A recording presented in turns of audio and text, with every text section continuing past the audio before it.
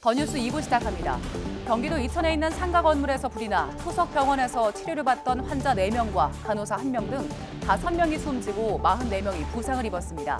불은 병원 아래층에 있던 스크린 골프장에서 시작된 걸로 추정되는 가운데 소방당국은 정확한 화재 원인과 경위를 조사하고 있습니다. 상임 전국위원회를 개최한 국민의힘이 현재 당이 비상 상황이라는 데 의견을 모았습니다. 비대위 체제로의 전환 요건을 충족한 셈인데 복귀 무산 가능성이 커진 이준석 대표는 곧바로 SNS에 글을 올리고 ARS 전국위로 비대위를 출범하려 한다며 비난했습니다. 휴가 중인 윤석열 대통령의 국정수행 지지율이 24%까지 떨어지면서 취임 이후 최저치를 기록했습니다. 한국갤럽 조사에서 윤 대통령이 잘하고 있다는 평가는 24%에 그쳤고 잘 못했다는 응답은 66%로 집계됐습니다. 오늘 오전 우주로 발사된 우리나라 최초의 달 탐사선 다누리가 지상과의 첫 교신에 이어 달 전위 궤도 진입에도 성공했습니다. 다누리는 앞으로 넉 달 반 동안 비행해서 달 상공 100km에 안착하고 내년부터 1년 동안 달 탐사 임무를 수행할 예정입니다. 중국이 낸시 펠로시 미국 하원 의장의 타이완 방문 맞대응 격으로 타이완 상공을 통과하는 중거리 미사일을 발사하는 등 무력 시위에 나서 긴장이 고조되고 있습니다. 미국은 중국이 무책임한 과잉 대응을 하고 있다며 규탄하고 중국이 어떤 선택을 하든 대비가 돼 있다고 강조했습니다. 1년 9개월 동안 재구조화 공사가 진행됐던 광화문 광장이 내일 재개장합니다. 개장 기념 행사가 열리는 내일 오후 6시부터 밤 10시까지 광화문 광장 앞 세종대로는 사실상 전면 통제될 예정입니다. YTN 김영수입니다.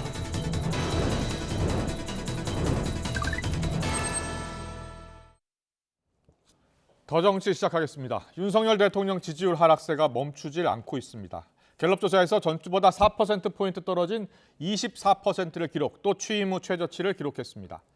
부정평가도 66%로 4%포인트 올랐습니다. 지역별로 보니까 서울 부정평가가 7%포인트 상승한 70%, 인천, 경기가 8%포인트 급등한 69%를 기록해 전국 평균을 넘었습니다. 세대별로 보면 30대 부정평가율이 일주일 만에 9%포인트 급등해 80%를 기록하고 있습니다.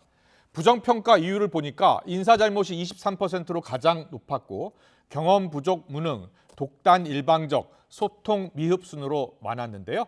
논란이 됐던 만 5세 입학 추진이 5%로 새로 추가가 됐습니다. 같은 조사에서 정당 지지율도 새 정부 출범 이후 처음으로 더불어민주당이 국민의힘의 지지율을 앞질렀습니다. 자, 그렇다면 대통령실은 최근 윤 대통령의 지지율 급락의 이유를 어디서 찾고 있을까요? 강승규 시민사회 수석의 어제 YTN 라디오 인터뷰 내용 듣고서 더 정치 이어가겠습니다.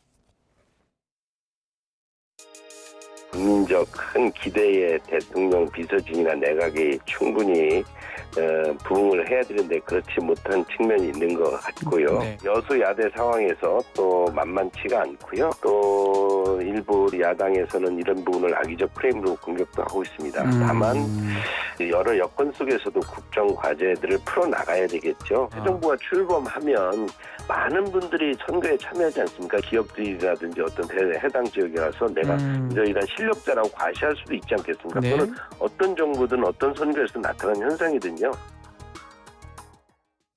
네, 윤석열 대통령 휴가 중에도 악재가 계속됐죠. 오늘 한국갤럽 조사를 보니까 국정 지지율이 24%, 취임 후 최저를 기록했습니다. 국민의힘 정당 지지율도 처음으로 민주당에 뒤집혔습니다. 국민의힘은 상임 전국위원회를 열었고요. 비대위 전환을 사실상 의결을 했습니다. 취임 100일을 앞둔 윤 대통령과 집권 여당 그야말로 비상 상황입니다. 전국회 하나 짚어보겠습니다. 최영두 국민의힘 의원, 이소영 더불어민주당 의원 나와 계십니다. 어서 오십시오. 안녕하세요. 안녕하세요. 네, 안녕하십니까. 안녕하세요. 네. 윤석열 대통령 국정 지지율 지금 휴가 중입니다만 조사는 계속 나오니까요. 전주보다 또 4%포인트 떨어졌습니다. 강승규 시민사회 수석의 평가를 어떻게 들으셨습니까?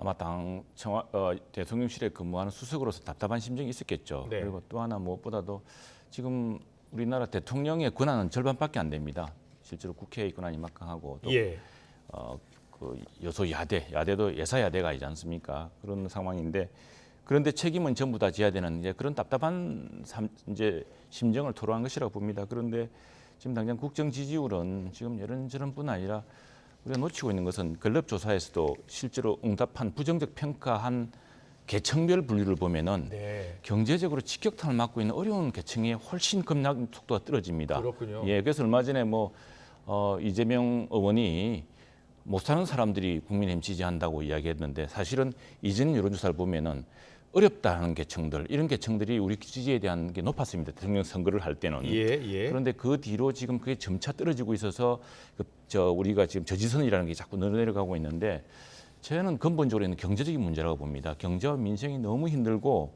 지금 물가가 다락같이 오르고 있지 않습니까? 저희 당장 어제 제가 만난 우리 창원시장님도 굉장히 참 물가가 어려운데 정부와 당이 총력을 기울여야 된다는 이야기도 하고 있고. 최영도 의원님은 그렇다면은 대통령이 국정 수행을 잘 못해서 지지율이 떨어진 게 아니라 다른 환경 때문에 그렇다는 말씀이신가요?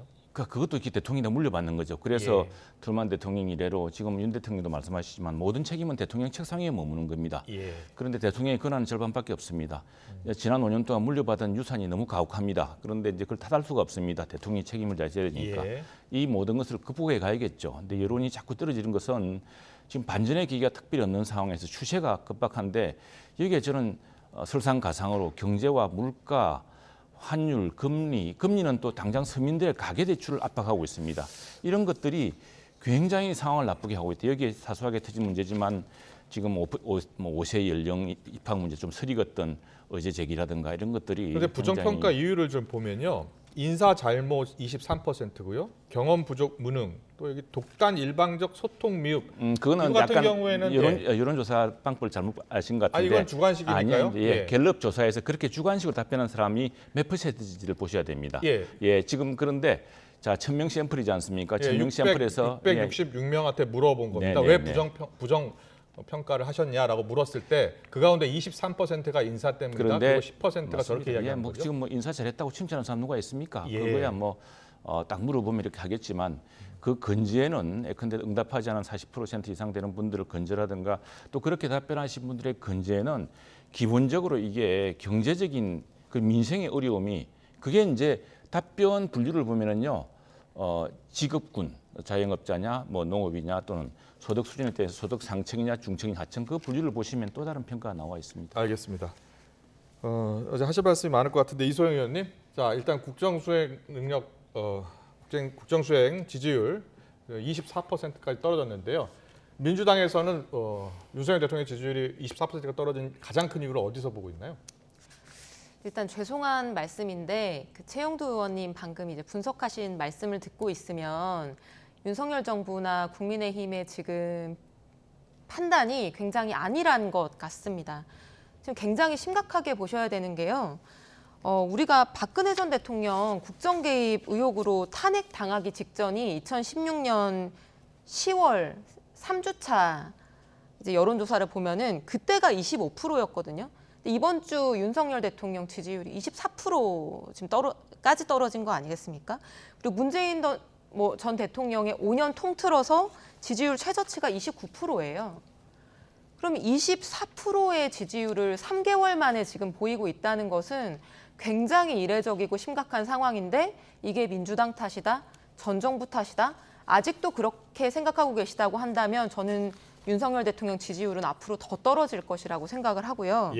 지금 최근에 지지율이 하락한 이제 여론조사 크게 세 가지를 우리가 얘기하고 있는데 갤럽, KSOI, 리얼미터 이렇게 되어 있습니다. 근데 조사 기간을 보면은 언제 큰 하락폭이 이제 보이냐면 앞에 두 개, 갤럽하고 KSOI 같은 경우에는 윤석열 대통령이 권성동 원내대표한테 문자를 보내면서 내부 총질하던 당대표 없어지니 좋다 이렇게 한 문자가 공개된 때에 이제 급락을 했고요. 리얼미터 같은 경우에도 교육부가 만 5세로 취학 연령 낮추겠다라고 한 학제 개편안을 갑자기 뜬금없이 던지고 나서 이제 하락을 많이 했습니다. 아니 근데 그 문자는 윤석열 대통령이 보내신 거지 민주당이 보낸 게 아니잖아요. 학제 개편안도 그 취임부터 임명 때부터 문제가 많았던 박순애 교육부 장관이 갑자기 꺼내고 윤 대통령이 이거를 적극적으로 검토해보라 지시한 거 직접 하신 거 아니겠습니까?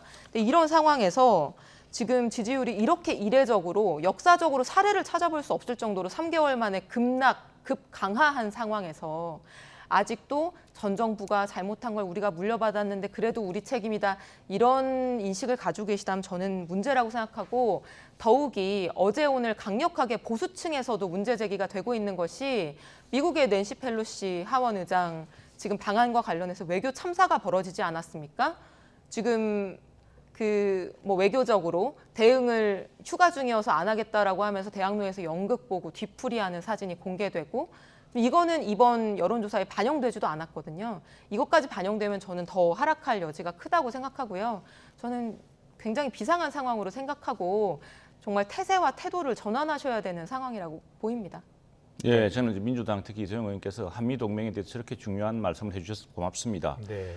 민주당이 이렇게 한미 동맹의 중요성을 강조해주고 낸시 펠로시 하원 의장의 방문에 대해서 우리 국회가 했어야 될 일, 또 정부가 했어야 될 일을 이렇게 강도 높게 이야기해 주신 것은 오히려 우리 당도 한 번 더 생각해봐야 될 문제고.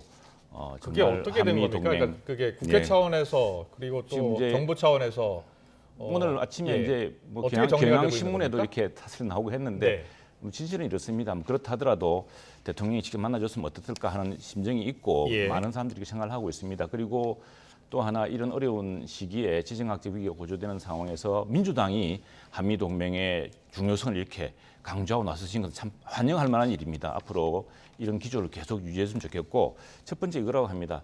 일정이 좀 꼬인 게 그날 오산 기지에 아주 밤늦게 도착을 했습니다. 아마 대만을 다녀오기 때문에 그랬는데 대통령 휴가 일정은 2주 전에 잡혔고 펠로시 일정은 아마 그 점에 이제 비슷하게 잡혔는데 아마 휴가 일정 때문에 이게 그리 간단치가 않습니다.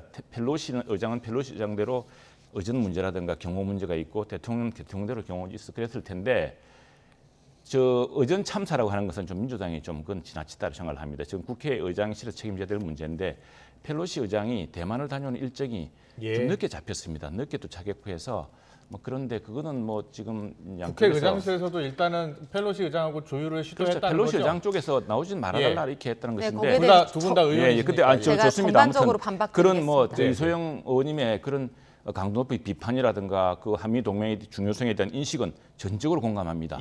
공감하고 또 하나 저희가 지금 제가 말씀한 요지가 이겁니다.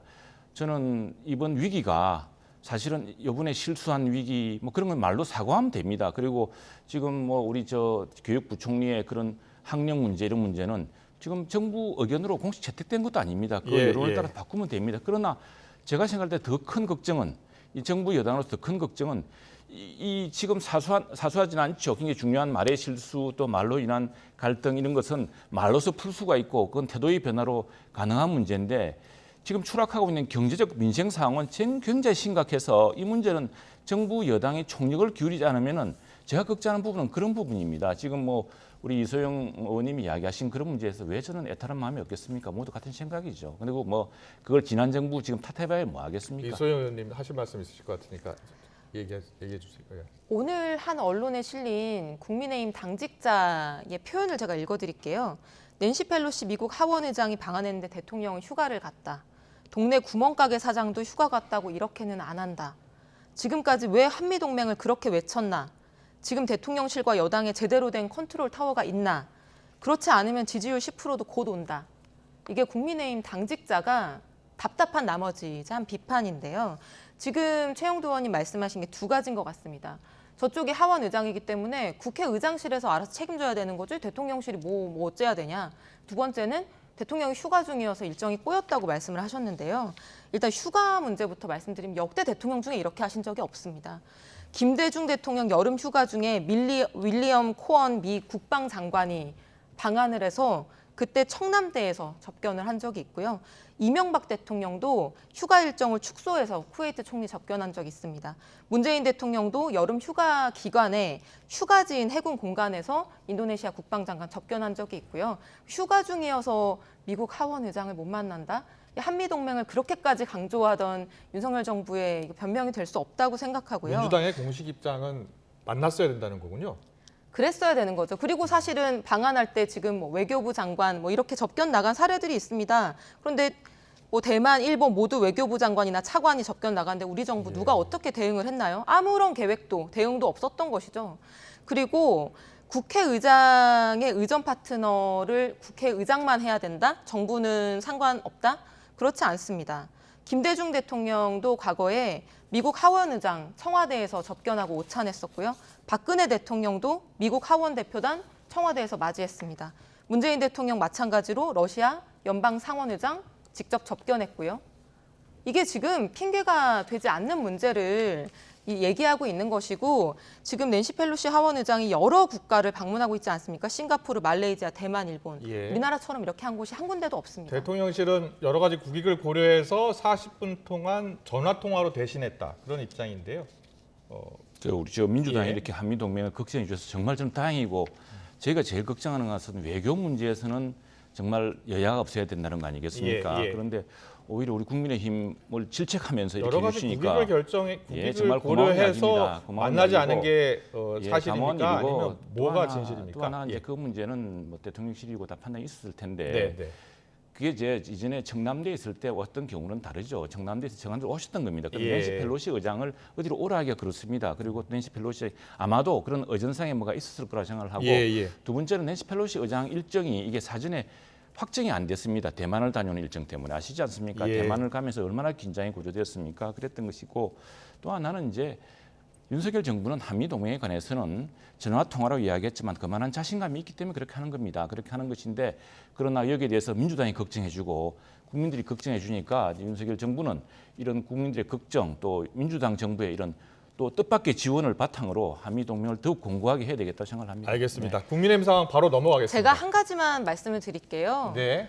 대통령이 펠로시 의장하고 전화 통화를 하셨는데요. 네. 펠로시 의장도 서울에 있었고 대통령도 서울 대학로에서 연극 보고 계셨습니다. 예. 연극은 그 전날 봤죠. 그 전날 아니 전날 봤든 어쨌든 예. 서울에 계셨잖아요. 휴가를 그리고 즐기고 아니, 계셨는데 낸시 펠로시 의장은 밤늦게 오상공항을 도착을 했고요. 예. 아니 그래서 계속 지금 말을 바꾼 거 아닙니까? 휴가 중이라서 안 만난다 했다가 만남을 조율 중이라고 했다가 최종적으로 만남 없다고 했다가 그 다음에 뭐 배우들하고 뒤풀이 사진하고 연극하는 사진 공개돼서 보수층에서 반발이 크니까 그제서야 통화를 하겠다.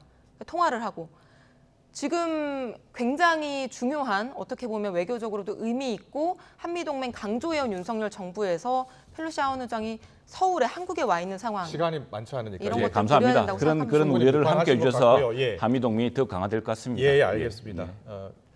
한미 동맹 더욱 강화됐으면 네, 좋겠다라는 그렇습니다. 의견까지 그렇게 될 피력해 겁니다. 주셨고요. 예, 민주당이 저렇게 강력하게 지지하는데 어떻게 하겠습니까? 오늘 상임 정국위 이야기 좀 해보겠습니다. 비대위 전환이 사실상 결정된 거예요? 예, 일단 물론 정국위에서 다 네네. 의견이 정국위가 돼야 되겠지만. 절차가 남아 있고 예. 또 하나 이제 비대위가 이제 이 비대위를 어떻게 운영할 것인가를 또 결정해야 될 겁니다. 예. 또 비대위원장은 누가 될 것인지, 또 비대위원들은 어떻게 할 것인지 거기에 대한 또 결정이 있을 거기 때문에 네. 그래서 그게 좀 지켜봐야 되는데. 저는 오늘 사실 우리 전체 의원님들하고 또 이제 페이스북 그리고 우리 기자님들한테 이렇게 공지를 했습니다. 이건 정말 아까 제가 경제 상황을 이야기했는데 우리가 정치를 잘못한 건 정치로 풀 수가 있습니다. 사고하고 태도를 바꾸고 그런 실수를 반복하지 않으면 되는데 지금 경제와 민생이 너무너무 심각합니다. 그래서 제가 그래서 이번 비대위 성격도 아직까지는 정해지지 않았거든요. 이제 비대위원장이 정해지면은 비대위 구성도 하고 할 텐데 경제 민생 비상대책위원으로 하자. 정말 아니 그리고 비상 상황이 맞죠. 지금 어떻게 집권한 지 3개월도 안 된 정당이 이런 혼란에 빠질 수가 있습니까? 이것도 비상이죠. 근데 그런 비상은 중진들이 힘을 모으고 참 지혜를 발휘하면 극복할 수가 있습니다. 근데 큰 문제는 지금 막 안팎으로 밀려오는 이런 엄청난 경제 민생 위기는 정부 여당이 총력전을 하지 않으면 풀기 어렵습니다. 그래서 저는 이걸 차라리 그래서 정당 경제 지도도 비대위로 지금 가자. 뒤집혔어요. 맞습니다. 예, 네, 총력전을 그렇습니다. 지금 펼치지 않고 자, 있기 때문에 맞습니다. 아닌가요? 예. 자 보십시오. 양향자 의원이라는 무소속 의원 한 분이 예. 지금 반도체법을 이끌어 나가지 않았습니까? 예. 그리고 이제 우리 야당 민주당의 지지까지 이제 끌어내어서 국회에서 해 나갈 겁니다. 나라가 이렇게 어렵고 반도체로 둘러싸고 전쟁이 벌어지고 있는 상황에서 한 사람의 국회의원이 이런 리더십을 발휘할 수가 있습니다. 그런 상황에서 우리 당은 오히려 중요하게 지금 정치적 혼란과 정치적 내분 갈등은 정치력으로 풀고 정말 심각한 경제 민생의 위기는 당과 정부가 총력하는 이런 비상체제로 풀자. 그래서 저는 오히려 이걸 경제 민생 비상대책위원회로 비대위를 만들어 나가자 이렇게 주장하고 있습니다. 당의 지금 분위기를 보니까 이준석 대표 쪽은 또 생각이 다른 것 같더라고요. 이준석 대표는 이제 이 문제가 전당대회를 통해서 대표의 복귀를 완 차단하는 것이라고 보고 있는 것 같은데 차단되는 거 아닙니까? 이 문제는 이제 예. 비대위원이 어떻게 운영하는 문제인가 있고 이 상황에 대해서는 또 법적인 논란 시비가 있을 수 있습니다. 그럼 예. 좀 지켜봐야 될 문제인데 국민들이 바라는 것은요. 지금 여당 내에서 뭐라고 저렇게 하는 걸 바라고 있지 않습니다. 뭐 울고만 터지죠. 그렇다면 어떻게 할 것이냐. 지금 당장 금리 오르니까 소상공인 청년들 이 사람들 정말 비명한 못 지르고 정말 저 소리 죽여 지금 울고 있습니다. 네. 그리고 물가 다락같이 오르죠. 이 걱정이 이만저만이 아닌데 정부 여당이 이제라도 좀 비상체제로 지금 이제 취임 100일이지 않습니까? 그렇다고 네. 한다면은 연말까지는 이런 비상 상황을 어느 정도 컨트롤하고 있다. 이제 통제하고 있어서 어떻게 진정시킬 수 있겠다라는 자신감을 보여주는 게 더 중요하다. 그런 네. 의견들이 당내에서 많습니다. 네, 알겠습니다. 민주당 이야기 해볼게요. 민주당이 지금 지지율이 38%인가요? 9%인가요? 이제 국민의힘 지지율을 앞섰습니다. 어떤 배경으로 국민들이 그리고 여론조사에서 더 앞서게 된 이유가 어디에 있다고 보세요? 일단 민주당이 아직 잘한 게 없는데 지지율이 역전되게 돼서 국민들께 송구합니다. 좋다라는 마음보다 죄송한 마음이 크고 걱정이 더 크고요. 예. 지금 국민의힘 관련해서 지도부 문제, 네, 지금 네. 분란이 있는데 이게 민주당 비대위 출범할 때하고 좀 다른 모습이거든요. 그거하고는 다르죠. 이제 예. 저희는 선거를 패배했기 때문에 이제 지도부가 그 책임을 지고 전원 사퇴하고 예. 비대위로 넘어간 것이고 국민의힘은 선거를 2번이나 크게 이겼는데 지금 비대위로 가고 있다는 점에서는 굉장히 다른 상황인데 이게 뭐 비대위로 가는 게 당규상 뭐 국민의힘 당규가 어떠냐 저쩌냐 이건 제가 할 얘기는 아니지만 네. 명백한 거는 지금 대통령 취임 3개월 만에 지지율이 20%대로 떨어진 초유의 상황인데 예. 여당 안에서는 권력 다툼에 골몰하고 있는 모습인 것이 국민들이 볼 때는 명백한 권력 것이고요. 다툼의 모습이 너무 잘 보인다. 그런 것이죠. 예, 이걸 예. 권력 다툼 말고 뭐라고 표현할 수 있겠습니까? 그리고 사실 외부에서 볼 때 좀 이상한 거는 의아할 수밖에 없는 거는 처음에 이준석 대표 징계 이후 이게 권위가 아니라 일시적인 사고다. 그래서 비대위로 갈 수 없는 사유고 권성동 원내대표가 권한대행을 해야 된다. 이렇게 결론이 한번 났습니다. 거의 다 동의가 7월 됐죠. 11일 날 났습니다. 네. 예. 그런데 그 이후에 뭐 권한대행 말실수도 이어지고 이준석 대표를 영원히 축출하고 싶은 분들도 있을 것이고 그런 상황이니까 이게 일시적 사고가 아니라 비상한 상황으로 만들어서 또 비대위를 구성하려고 합니다. 그러려고 하니까 비상한 상황을 만들려고 하니 최고위원들이 줄줄이 사표를 쓰는 것이죠. 네. 그리고 그 비대위 의결 과정에서는 또 출석이 필요하니까 최고위원 사퇴를 선언하신 분들이 또 회의에 참석해서 의결을 같이 합니다. 그러니까 이런 것들이 외부에서 볼 때는 상식적이지 않고 지금 이 판국에 정부 여당이 저렇게 누구 한 사람을 찍어내는 문제라거나 뭐 다른 사람이 혹은 뭐 윤핵관이 다시 권력을 잡기 위해서 저런 과정들을 국민들한테 보이는 것이 정말 정상인가 이런 의구심이 권력 드는 거죠. 다툼의 모습이 너무 잘 보인다. 그래서 국민들이 크게 실망하고 있는 것 같다라는 분석을 해주셨어요. 그럼 뭐 다 평론가들이 그렇게 이야기하고 있지 않습니까? 예, 이야기하고 있고 그다음에 이게 어떤 또 법률적 함정에 빠진 그 측면도 있고 예. 여러 가지 당내 문제가 있죠. 그래서 저는 지금 이런 문제는 좀 원로 중진들이 정치적으로 풀어라라고 이제 주문하고 있습니다. 많은 초선의원들이 그렇게 이야기를 하고 있고 네. 그래서 지금 더 큰 문제는 사실은 그게 지금 표피에는 그런 게 큰 문제처럼 보이지만 더 심각한 문제는 구조적인 경제 구조 민생적인 문제입니다. 이 문제를 예. 해결 못하면 더 큰 위기를 맞습니다. 경제는 여야 의원이 함께 정말 그렇습니다. 머리를 맞대고 좀 해결해 주셨으면 좋겠습니다. 방법을 찾아서요. 계속해서 이재명 의원 사법 리스크 관련해서 이야기를 좀 해보겠습니다. 이재명 의원은 이제 이 사법 리스크 관련해서 검경이 사실상 정치 탄압하는 거 아니냐 이런 생각을 좀 갖고 있는 것 같고요. 그런데 김미경 씨 법인카드 의혹으로 조사를 받은 뒤 사망한 참고인 관련해서는 오락가락 해명을 내놓으면서 박용진, 강훈식 다른 당권자들이 직격하고 있는데 당에 부담을 주고 있다라는 이야기를 했어요. 잠시 영상 보고 대담 이어가겠습니다. 가끔 지치기도 합니다, 솔직히. 저도 인간이고 가끔씩은 이 전쟁터로 끌려 나온 그 가족들 생각하면 내가 왜 여기까지 왔을까 이런 생각을 할 때도 있습니다.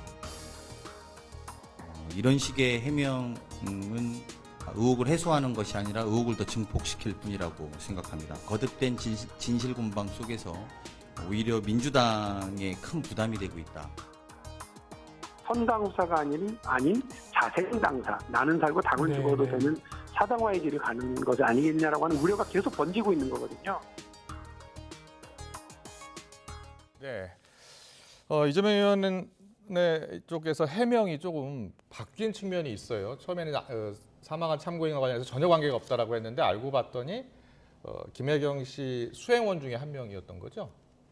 선행 기사라고 지금 해명이 선행 기사라는 게 그러니까 김혜경 씨 운전하신 분이 아니고 김혜경 씨가 어디 갈 때 그 앞에 선행한 차량의 운전 기사였다. 그러니까 이게 보통은 선거 때 이제 직접적으로 수행하는 차량이 있고 그 일정에 먼저 도착해서 이제 좀 상황을 파악하고 예컨대 뭐 경호나 이런 것들도 이제 좀 쭉 준비하는 그런 이제 선행팀이 있을 텐데 아마도 제가 이제 언론을 통해서 보기로는 이제 그 직접적인 수행 차량을 운전하시던 분이 아니라 그 선행 차량을 운전하시던 분이다 이렇게 해명이 나온 것 같고요. 사실 이제 이재명 후보에 대한 뭐 의혹이 사실이냐 아니냐 또는 그게 뭐 탄압이냐 아니냐 이제 이런 걸 떠나서 어떤 의혹이 제기됐을 때 그 의혹에 대해서 대응하고 해명하는 태도는 굉장히 중요하고 그게 이제 국민 신뢰하고 연결되는 문제라고 생각을 하거든요. 근데 사실 이 문제와 관련한 이재명 후보 측의 해명이 사실 왔다 갔다 하고 좀 그 신뢰의 문제에서 문제가 있는 거는 맞는 것 같습니다. 그러니까 처음에는 이제 상관없는 사람이다 이렇게 해명을 했었고요.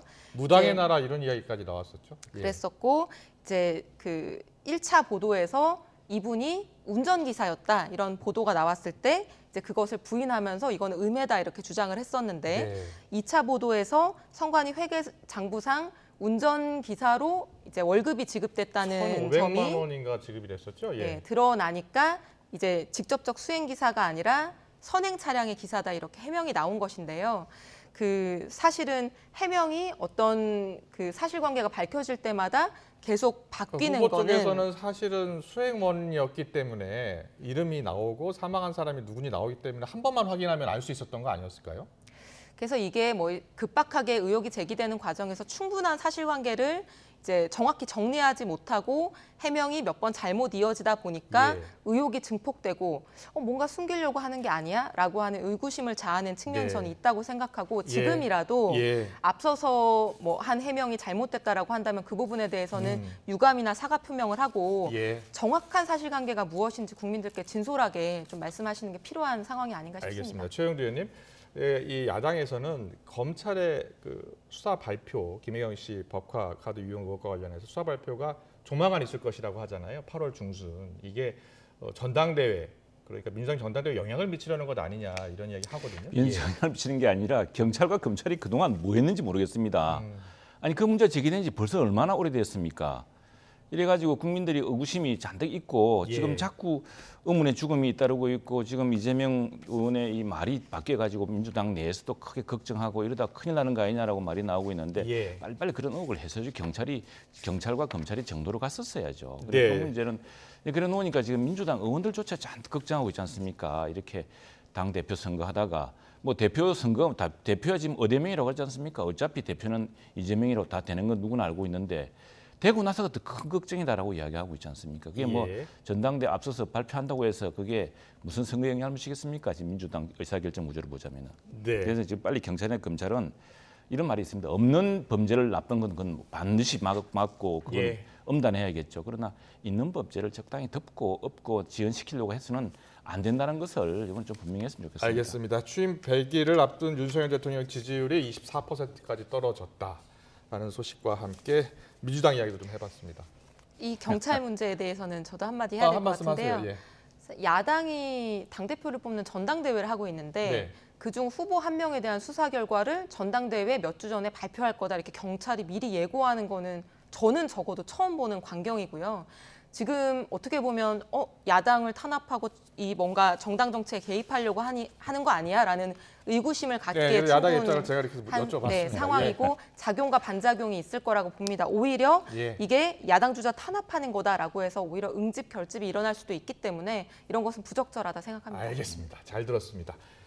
네, 지금 뭐 속보도 또 나왔네요. 대통령실이 최근 지지율 하락과 관련해서 또 입장이 나온 것 같습니다.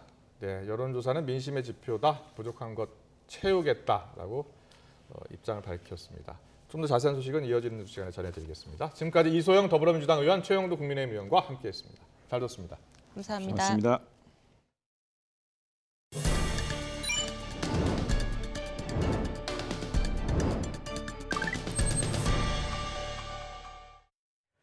오늘 오전 경기 이천시에 있는 상가 건물에서 불이 나 4층 투석 전문 병원에 있던 환자와 간호사 5명이 숨졌습니다. 중상자 3명을 포함해서 다치거나 연기를 흡입한 사람만 44명에 달하는 걸로 파악됐는데요. 현장에 취재기자 나가 있습니다. 정인용 기자. 네, 저는 경기 이천시 관수동의 한 상가 건물 앞에 나와 있습니다. 네, 지금 인명 피해가 상당히 큰 것 같은데 현장 상황 어떻습니까? 네, 제 뒤로 보시는 것처럼 이 상가 건물 4층에는 병원이 입주해 있습니다. 이 병원 아래층인 스크린 골프장에서 불이 시작된 건 10시 20분쯤입니다. 그때 그 불로 인해서 연기가 위층으로 확산하면서 사고가 난 겁니다. 투석 전문병원이 해당 병원 안에는 입원 환자 33명과 직원 13명이 있었습니다. 내부 인원은 모두 구조됐지만 이 가운데 5명이 결국 숨졌습니다. 사망자 가운데 4명은 입원 환자이고 1명은 간호사인 거로 파악됐습니다. 이 간호사는 대피 시간이 충분히 있었음에도 환자들을 돕다가 변을 당한 거로 소방당국은 추정하고 있습니다. 사망자 외 3명이 중상을 입었고 41명이 연기를 마시는 등 경상을 입었습니다. 불이 난 4층 병원 밑에는 음식점과 사무실, 한의원 등이 입주해 있는데요. 이들 시설에 있던 3명도 부상자에 포함됐습니다. 현재까지 모두 5차례 수색이 진행됐는데 지금 건물 안에 남은 사람은 없는 상태입니다. 소방당국은 앞서 화재 발생 20분 만에 담당 소방서 인력 전체를 동원하는 대응 1단계를 발령해 1시간 10분 만에 불을 껐는데요. 소방당국은 병원 건물 3층의 스크린 골프장에서 철거 공사를 하던 도중에 불이 시작된 걸로 보고 정확한 화재 원인과 피해 규모를 조사하고 있습니다. 경찰은 70명 규모로 수사 전담팀을 편성해 화재 원인과 안전관리 준수 여부에 대해 엄중히 수사하겠다고 밝혔습니다. 지금까지 경기 이천시 화재 현장에서 YTN 정인용입니다. 네, 이렇게 병원이 있는 상가 건물에 불이 나면 환자를 어떻게 구조해야 하는지 또 어떻게 대피해야 하는지 요령 알아보겠습니다. 염건웅 유원대학교 경찰소방학부 교수 연결돼 있습니다. 나와 계시지요? 네, 안녕하세요. 네, 지금 병원이 있는 상가 건물에서 불이 났는데 투석 전문 병원이었습니다. 인명피해가 컸는데 이렇게 큰 이유는 어디에 있을까요? 네, 오늘 오전 10시 20분쯤 경기도 이천시 광고동에 있는 한 병원 건물에서 화재 사고가 발생했는데요. 이 건물은 지금 근린생활시설로 지정되어 있는 건물인데 이 병원만 있는 상태가 아니고요. 1층에는 음식점과 사무실, 또 2층에는 한의원, 또 3층에는 스크린 골프장이 있고 4층에 이 병원이 위치해 있었습니다. 이 병원은 투석 전문 병원이었고요. 또 투석 환자들이 다수 있었던 것으로 알려져 있는데요. 이 화재 발생했을 때 4층에서 발생한 것이 아니라 3층에서 발생된 것으로 지금 추정하고 있습니다. 그래서 발화가 지금 3층에서 시작됐기 때문에 4층까지 이제 불이 올라간 것이 아니냐라고 처음에 확인이 안 됐을 때는 그렇게 좀 추정을 해봤는데 지금 현재 보니까 3층에서 발생한 화재에서 많은 유독가스가 발생해서 그 유독가스에 의해서 4층에 있던 환자들과 또 의료진이 사망을 해서 지금 현재 5명이 사망했고요. 또 44명이 지금 부상을 당했는데 이 중에 3분이 또 중상인 그런 상태입니다. 네, 투석 전문 병원이었기 때문에 투석을 받던 환자들은 곧바로 대피하기가 굉장히 어려웠을 걸로 추정이 되죠? 네, 맞습니다. 일단 보통 화재가 발생하면 화재에 의한 실제적인 사망 사고보다는 연기에 의한 질식사의 가능성이 훨씬 높거든요. 그러니까 보통 연기에 의한 질식사가 60% 이상, 한 80에서 90% 가까이에 이르는 경우가 있는데 지금 화재 상황을 보면 지금 3층에 있던 불이 4층까지 올라가지는 않았다라고 알려져 있어요. 그러니까 3층에서 4층으로 연결된 통로를 통해서 유독가스가 4층으로 퍼졌고요. 예. 거기서 이제 누워서 치료를 받고 있었던 그런 투석 환자들이 즉각 대피하지 못하는 그런 상황이 발생했을 가능성이 굉장히 높습니다. 그러니까 결국은 지금 사망하신 분들 또는 부상을 당하신 분들이 그 연기에 의한 유독가스에 의한 질식사 또는 질식 상태가 됐을 가능성이 굉장히 높고 특히 왜 이렇게 되냐면 보통 그 아까 제가 말씀드렸지만 화재가 발생하면 유독가스가 일산화탄소라든지 이산화황 이런 그러니까 일반 연기보다 거의 한 200배까지 독성이 높은 가스로 뿜어져 나오기 때문에 그러니까 한 모금만 마셔도 대피가 완전히 불가능한 상태가 됩니다. 그러니까 일반인도 이 한 모금만 마셔도 정신이 혼미해지는 그런 상태가 되는데 특히나 이제 투석 그 치료를 받고 있던 환자들이 이런 연기를 서서히 들이마셨고요. 또 이런 그 질식 상태가 되면서 정신이 혼미해지고 정신을 잃는 그런 상태가 됐을 가능성이 높기 때문에 움직일 수 없고 대피하지 못한 그런 상황에서 결국 이런 사망자와 또 부상자가 발생했을 가능성이 높아 보입니다. 네. 지금 사망자 가운데 간호사 한 분이 환자를 지키다가 미처 대피하지 못한 걸로 알려져 있는데 병원에서 이렇게 화재가 발생했을 때 보통 더 대피하기가 어렵습니까? 일단은 뭐 만약에 이렇게 화재 사고였다라고 하면 바로 지금 여기 소방 시설은 정상이었다라고 소방 당국에서 알려져 있기 때문에 화재는 사실 그 불이 났을 땐 불이 보이거든요. 그래서 불을 좀 제압을 한다든지 진화를 하면 좀 어느 정도 피해를 감소시킬 수 있지만 지금 이 상황 같은 경우는 발화 원인 지점이 3층이었기 때문에 3층에서 어쨌건 지금 거기가 처음에는 그 시설이 스크린 골프장이라고 했지만 그 스크린 골프장이 현재는 비어 있고 철거 작업 중에 지금 화재가 발생했을 것으로 추정이 되고 있어서요. 거기서 이제 뭐 아마도 뭐 전기 작업이라든지 뭐 철거 작업 중에 어떤 뭐 전기 화재, 전기에 의한 발화 가능성 또는 뭐 담배 연기에 의한 실화 가능성 여러 가지가 제기될 수 있지만 이건 이제 현장 검증을 통해서 밝혀질 부분이고요. 그래서 어쨌건 이런 그 연기가 서서히 지금 들어오는 그런 상황에서 환자들이 우선 일단 대피를 해야 되는 그런 상황에서 해서 일단은 빠르게 지금 소방 시설에서 빨리 소화배를 올리고 또 소방 당국에 또 신고를 하는 그런 상태가 돼야 되고요.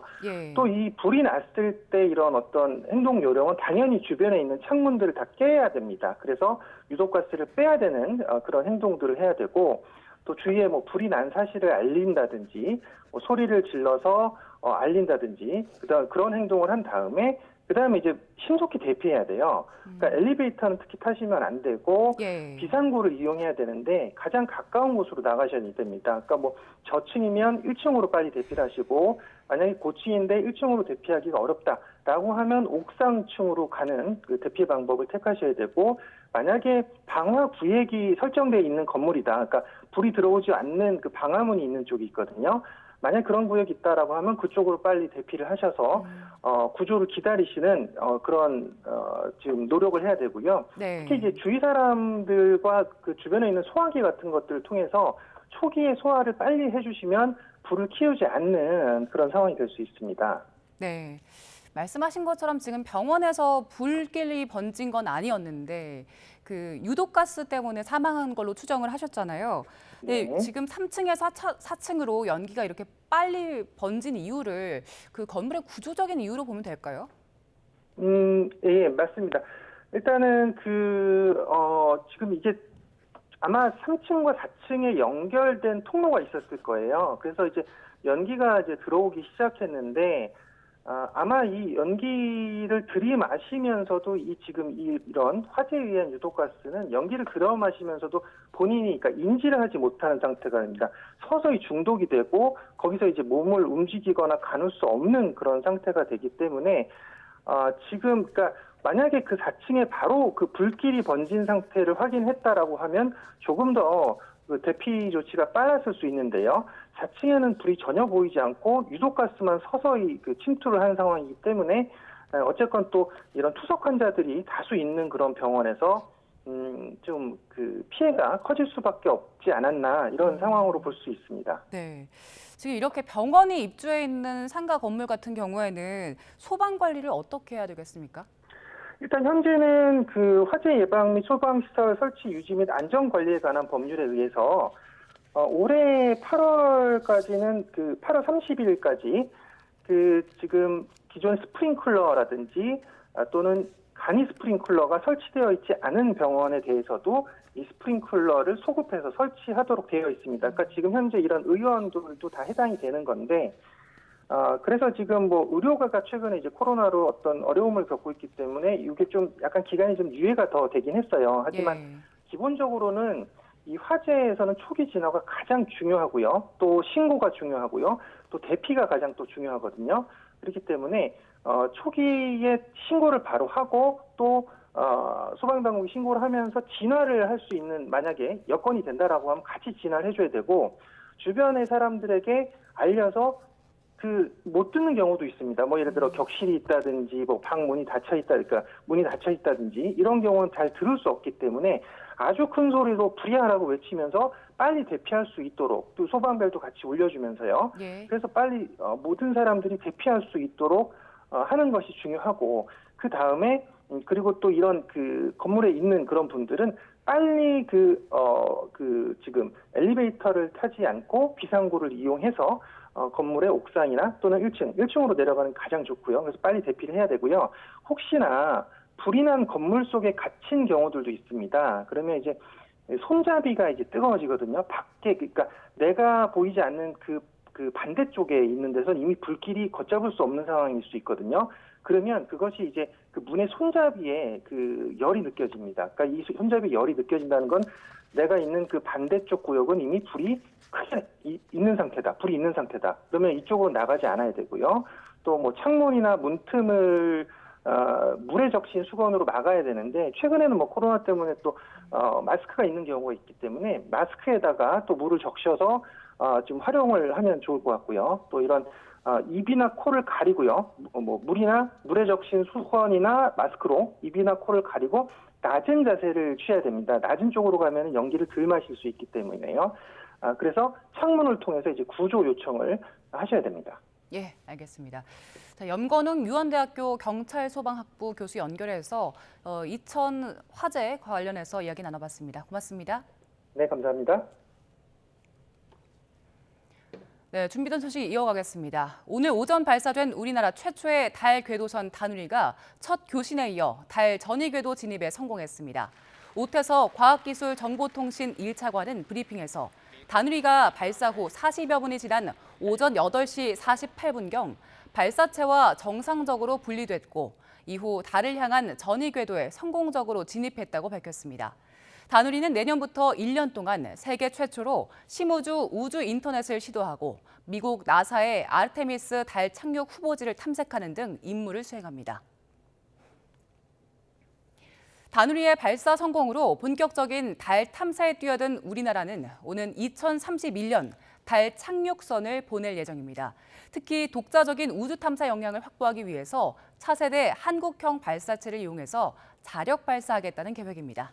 양회영 기자입니다. 1, 0, ignition, and liftoff. 다누리 가자, 다이노. 달 궤도선 다누리는 올해 마지막 날 달 100km 상공에 도착합니다.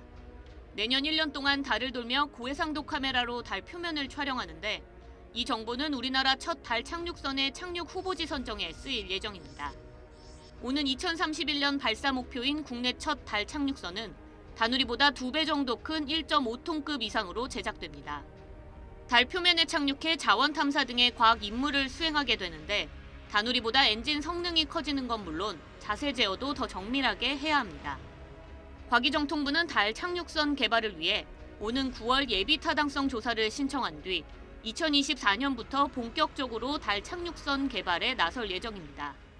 다누리에 실려 있는 고해상도 카메라 자체가 목적이 이제 착륙 후보지에 대한 영상 촬영이기 때문에 뭐 현재 지금 계획하고 있는 착륙 후보지 아니라도 아마 그 선행 연구를 통해서 필요하면 저희가 추가적인 아마 위치 착륙 후보지가 나올 수도 있습니다.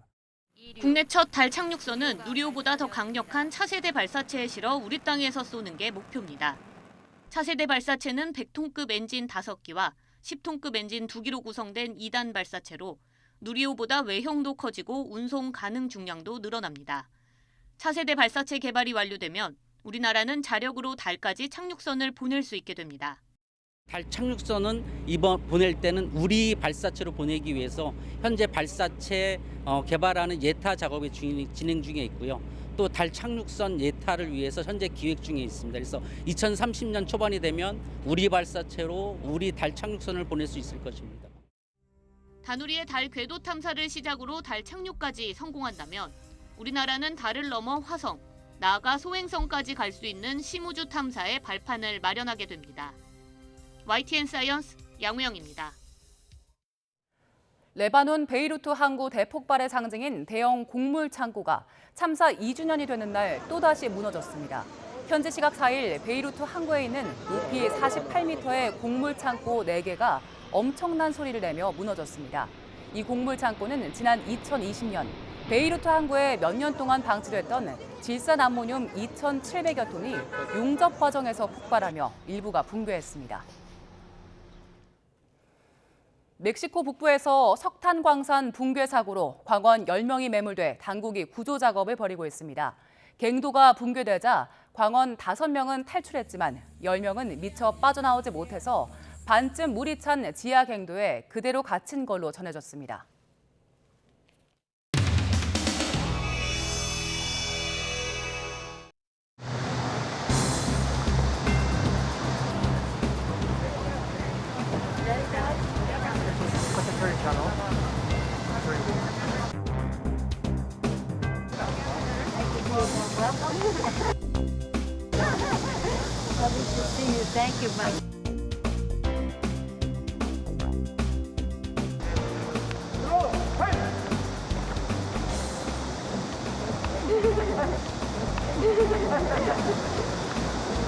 부장님, 여기서 악수 한번 해. 한 번만 해.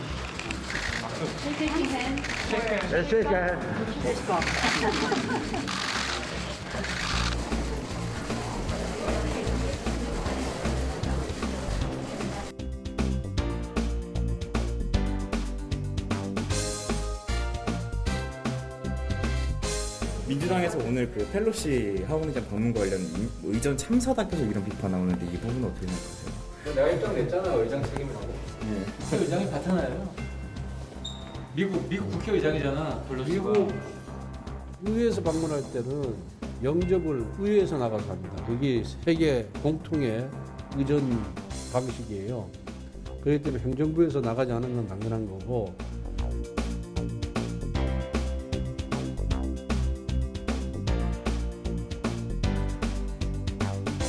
저는 뭐 대통령께서 낸시 펠로시 의장을 꼭 만나지 않아도 크게 문제는 없다 저는 이렇게 생각합니다.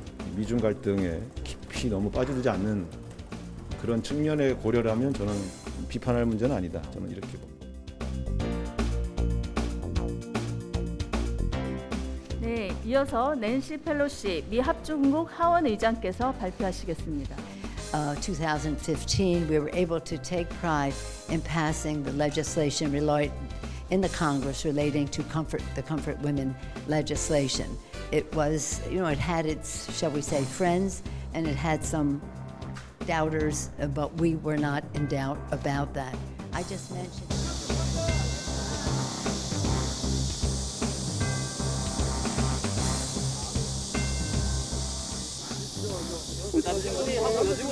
네, 여기 오세요, 할머니.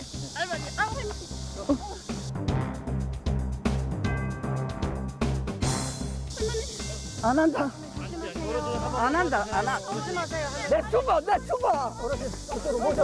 그러지 마세요. 이거 왜 이거 사람 죽이다. 이거 사람 죽인다 이거. 잠깐 여기 다치세요. 아니 안 넣나 이거? 안 넣나? 예. 일단 일어나시죠. 안 넣나? 다치세요. 이거 뭐야? 어디를 붙잡고?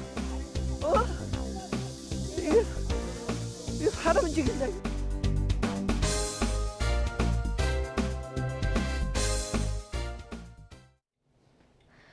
뜨거운 열기에 체감 온도가 높게 치솟으면서 폭염특보도 또 한 차례 강화됐습니다. 전국에 폭염특보가 내려진 가운데 어제에 이어 오늘도 강릉이 가장 덥습니다. 현재 강릉의 기온이 37.1도로 사람 체온보다 높고요. 대구가 34.3도, 서울도 32.7도까지 올랐습니다. 현재 무더위 속 강원과 호남, 경남에는 소나기가 내리는 곳이 있는데요. 오늘 퇴근길 무렵까지 전국 곳곳에 소나기가 지날 수 있겠습니다. 충청 이남에 최고 60mm, 경기와 강원에 5에서 20mm가 예상됩니다. 이번 주말 동안에도 오늘과 비슷한 날씨가 이어지겠습니다. 열대야와 찜통더위 속에 전국적으로 소나기 가능성이 있겠습니다. 야외 활동에 참고하시기 바랍니다. 밤사이 최저기온이 25도를 웃돌며 열대야가 나타나겠습니다. 서울 27도, 대전 27도, 광주 26도가 예상됩니다. 내일 낮 기온은 35도 안팎까지 올라 오늘과 비슷하겠습니다. 서울 32도, 대구 36도, 포항 37도가 예상됩니다. 다음 주에는 중부지방을 중심으로 비가 자주 내릴 전망입니다. 날씨였습니다. 네, 이슈를 더 쉽게 전해드리는 더 뉴스. 다음 주에는 더 준비하겠습니다. 잠시 뒤 뉴스큐가 방송됩니다. 시청해주신 여러분 고맙습니다.